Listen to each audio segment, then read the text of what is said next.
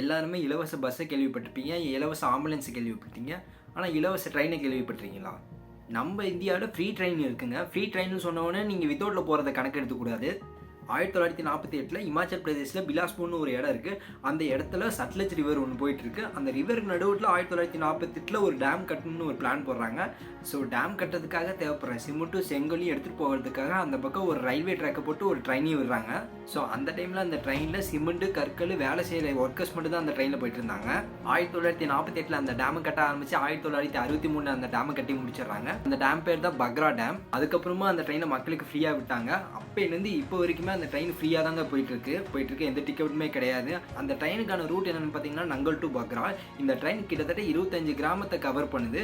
அதே மாதிரி ஒரு நாளைக்கு 800 பீப்புள் வந்து ஃப்ரீயாக ட்ரெயினில் ட்ராவல் பண்ணிட்டு இருக்காங்க அப்படிங்கிற நியூஸ் தெரிஞ்சுக்கோங்க. ஏன்னா இந்த நியூஸ் உங்களுக்கு புதுசாக இருந்துச்சுன்னா நம்ம சேனலை மறக்காம சப்ஸ்கிரைப் பண்ணுங்கள். அல்லாமல் இந்த வீடியோக்கு லைக் தட்டி விடுங்க. Until then tata bye bye, stay back.